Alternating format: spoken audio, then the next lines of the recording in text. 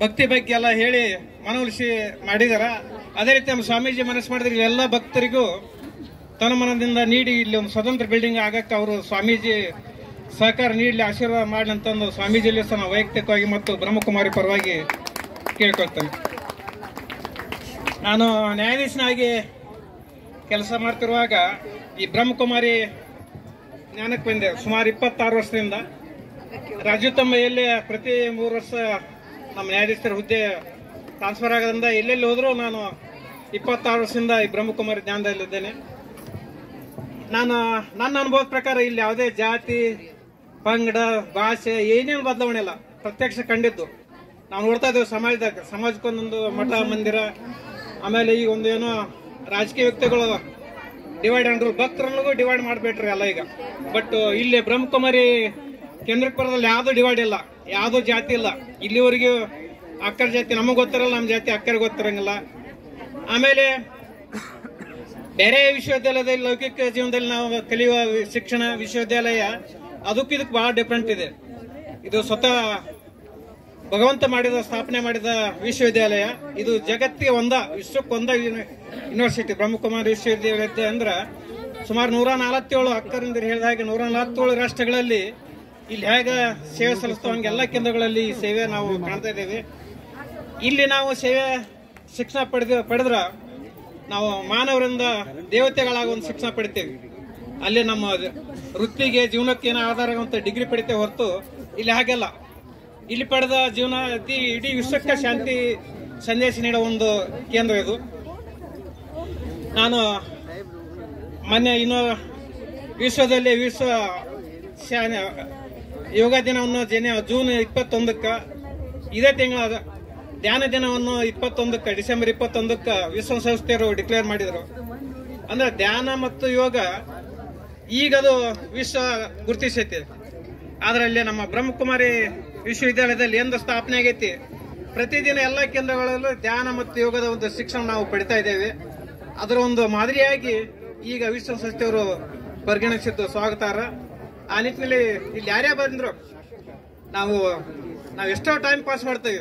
ದಿನದ 24 ತಾಸಾಗ ಎಲ್ಲೋ ಕ್ಲಬ್ನಾಗೋ ಎಲ್ಲೋ time pass ಮಾಡಿ ಕಟ್ಟಿ ಮೇಲೆ ಕುಂತ ಮಾತು ಪಂಟ್ ಹೊಡಿತೇವೆ ಹೊರತು ಈ ಕೇಂದ್ರದ ಒಳಗೆ ಯಾರು ಬರಂಗಿಲ್ಲ.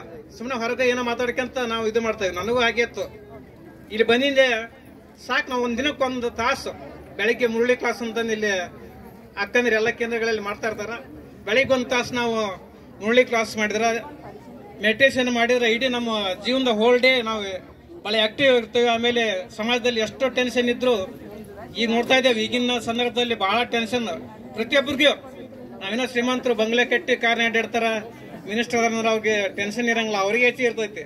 ಇಲ್ಲಿ ಬರೋ ಅಣ್ಣಂದಿರಿಗೆ ಅಕ್ಕಂದರಿಗೆ ಯಾವುದೂ ಟೆನ್ಷನ್ ಇಲ್ಲ, ಶಾಂತಿ ಸಂದೇಶ ನೀಡ್ತಾ ಇದ್ದಾಗ.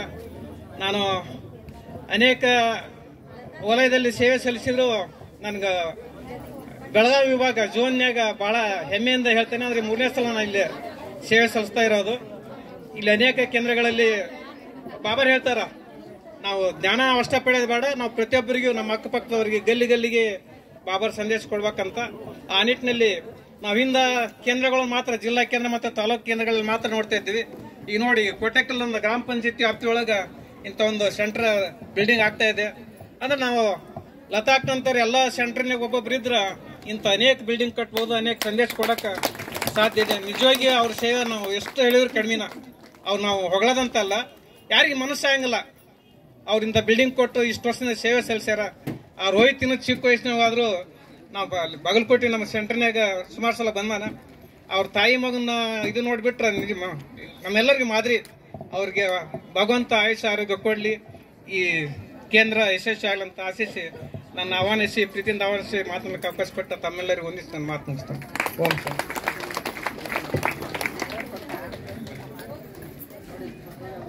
ಧನ್ಯವಾದಗಳು ಶ್ರೀಯುತ ಬಸಾಪುರ್ ಸರ್ ಅವರಿಗೆ. ಇವತ್ತು ಮೌಂಟ್ ಅಬುದಿಂದ ಆಗಮಿಸಿರ್ತಕ್ಕಂತಹ ಭಗವಾನ್ ಭಾಯಿಜಿ को विनंती करते हो 2 बात आप शुभकामने बताइए. ಎಲ್ಲರೂ ಕೂತ್ಕೊಳ್ರಿ, ದಯವಿಟ್ಟು ಯಾರು ಹೋಗ್ಬೇಡ್ರಿ. ಅಂಬಿಕಾ ಎಲ್ಲಿ ಕೊಡಲ್ಲಿ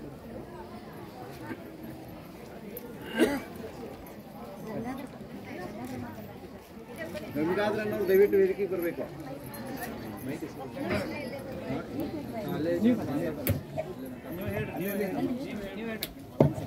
ಈಗ ಅಂಬಿಕಾಜಿ ಅಕ್ಕನವರು ನಮ್ಮೆಲ್ಲರನ್ನು ಉದ್ದೇಶಿಸಿ 2 ಮಾತುಗಳನ್ನ ಮೊಬೈಲ್ ನಲ್ಲಿ ಮಾತಾಡ್ತಾರೆ. ದಯವಿಟ್ಟು ಎಲ್ಲರೂ ಕುತ್ಕೋಬೇಕು.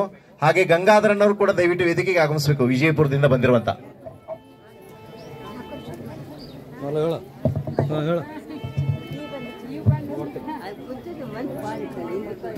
ಪರಮಾತ್ಮನ ಅತಿ ಪ್ರೀತಿಯ ಸಂತಾನರಾದಂತ ವೇದಿಕೆ ಮೇಲೆ ಉಪಸ್ಥಿತರಾದಂತ ಎಲ್ಲ ಆತ್ಮೀಯ ಸಹೋದರ ಸಹೋದರಿಯರೇ ಹಾಗೂ ಕಾರ್ಯಕ್ರಮಕ್ಕಾಗಿ ಆಗಮಿಸಿದಂತ ಎಲ್ಲ ಆತ್ಮೀಯ ಸಹೋದರ ಸಹೋದರಿಯರೇ, ನಮ್ಮೆಲ್ಲರಿಗೂ ಕೂಡ ಪರಮಪಿತ ಪರಮಾತ್ಮನ ಶಿವ ತಂದೆಯ ಸವಿ ನೆನಪುಗಳು. ಈ ದಿನ ಶಿವ ತಂದೆ ಮನೆಯ ಉದ್ಘಾಟನೆ ಆಗ್ತಾ ಇದೆ. ಉದ್ಘಾಟನೆಗಾಗಿ ತಾವೆಲ್ಲರೂ ಕೂಡ ಬಂದಿದ್ದೀರಿ. ತಂದೆಯ ಸಂದೇಶವನ್ನು ಎಲ್ಲರಿಗೂ ಕೂಡ ತಲುಪಲಿ ಅಂತ ಇದೆ, ಶುಭ ಇಚ್ಛೆ, ಶುಭ ಆಸೆ ಇದೆ. ತಮ್ಮೆಲ್ಲರಿಗೂ ಕೂಡ ಶುಭ ಭಾವನೆ, ಶುಭ ಕಾಮನೆಗಳು. ಓಂ ಶಾಂತಿ. भगवान भाई ओम शांति। तो आज ये नया सेवा केंद्र गृह प्रवेश है। तो वास्तव में ये सेवा केंद्र मानव जीवन को तनाव से मुक्त बनने का केंद्र बनेगा, क्योंकि आजकल घर घर में तनाव है, टेंशन है, घर घर में प्रॉब्लम्स है। इतना ही नहीं, यहाँ जो भी आएंगे, आजकल सरकार के द्वारा आज केंद्र बनाते हैं, हॉस्पिटल बनाते हैं, वो शरीर को ठीक करने वाला हॉस्पिटल है। लेकिन शरीर की बीमारी क्यों होते हैं?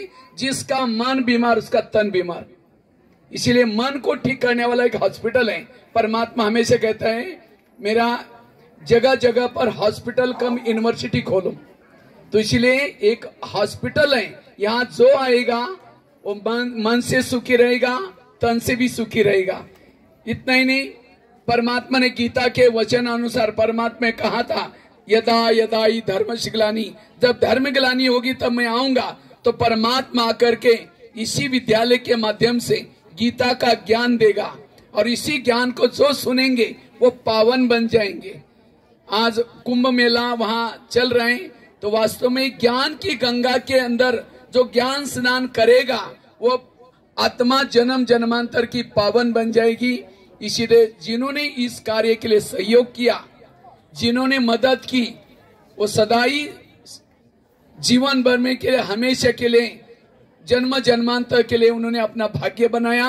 तो हमें भी क्या करना है? हमें आ करके ये ज्ञान सुन करके अपने जीवन को हेल्दी, वेल्दी और हैप्पी बनाना है। क्योंकि वर्तमान समय आज हर जगह पर तनाव है, टेंशन है। मुझे तो करीबन भारत के 1200 जेल में जाने का मौका मिला। जेलों में, आज जेलों में पढ़े लिखे लोग हैं लेकिन अपराध कर रहे। क्यों? आज दुनिया में शास्त्र बहुत है, भक्ति बहुत है, सब कुछ है, लेकिन आज ये काम, क्रोध, लोभ, मोह, अहंकार, इस विकार पर कैसे जीत प्राप्त करना, इसका ज्ञान नहीं है। इसलिए हमारे ब्रह्मा कुमारी विद्यालय की इस वर्ष में एक लक्ष्य है, आध्यात्मिक ज्ञान के द्वारा सुखी और स्वस्थ जीवन। अगर जीवन में, क्योंकि परमात्मा अब एक सत्युग की दुनिया स्थापन कर रहे हैं, तो उस सत्युग दुनिया में जाने के लिए हमें रोज क्या करना है? इस विद्यालय में आना है, घर में अपना मेडिटेशन करना, फिर यहाँ आना, फिर थोड़ा योग मेडिटेशन करके ज्ञान सुनना। अगर ये 3 चीजें करेंगे आप इन विकार पर जीत प्राप्त कर सकेंगे। विकार पर जीत प्राप्त करना इस विद्यालय का लक्ष्य है, क्योंकि अब युग बदल रहे हैं, इस संसार बदल रहे हैं। तो इसीलिए हमें भी यहाँ आकर के ये ज्ञान योग सीख के जाना है। तो इसीलिए यहाँ ये आसपास के लोगों के लिए एक स्तंभ बनेगा, आने वाली पीढ़ी के लिए संस्कार का केंद्र बनेगा। यहाँ जो आत्माएं जन्म जन्मांतर जो भूले की, उस भूलों को कैसे हमें एक परिवर्तन करके अच्छा बनाना है, ये कार्य करेगा। यही मेरी शुभकामनाएं। तो मधुवन के तरफ से, सभी दादियों के तरफ से, हम बाबा के तरफ से आप सभी को इस कार्य के लिए शुभकामना बहुत। और आज का दिन कितना सुंदर है, क्रिसमस डे है, सभी को किस्मत बनाने का दिवस है। और ऐसे दिवस पर आज जिन्होंने मदद की उन्होंने तो अपनी किस्मत बनाई ये बना करके, लेकिन आप सभी भी यहाँ आ करके अनेक लोगों को जगा करके अपनी खुद की किस्मत बनाना, औरों को भी किस्मत बनाना, ऐसे किस्मत डे की भी आप सभी को मुबारक। धन्यवाद। ओम शांति।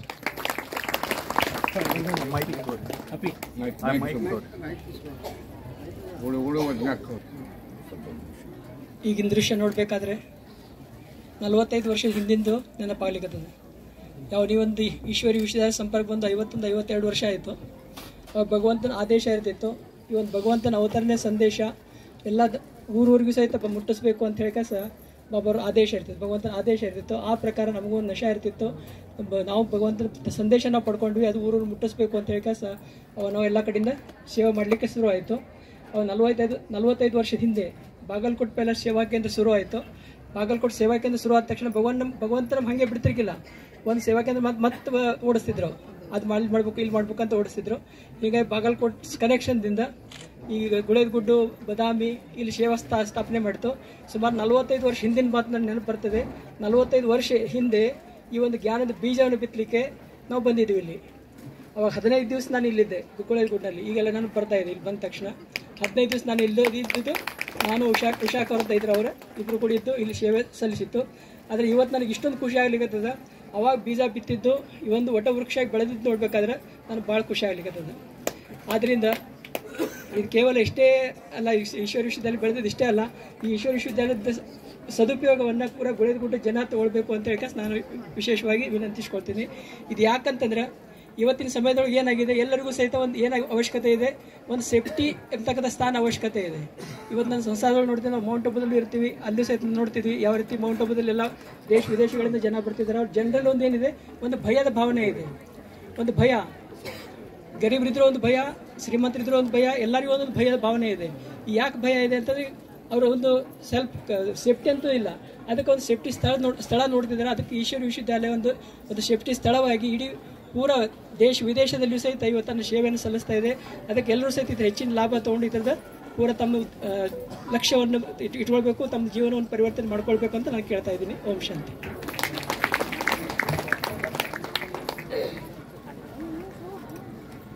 ಓಂ ಶಾಂತಿ. ಇಂದು ನಮ್ಮೆಲ್ಲರಿಗೂ, ಈಶ್ವರಿಯ ಪರಿವಾರದವರಿಗೂ ಬಹಳ ಹರ್ಷ ಕೊಡುವಂಥ ದಿವಸವಾಗಿದೆ.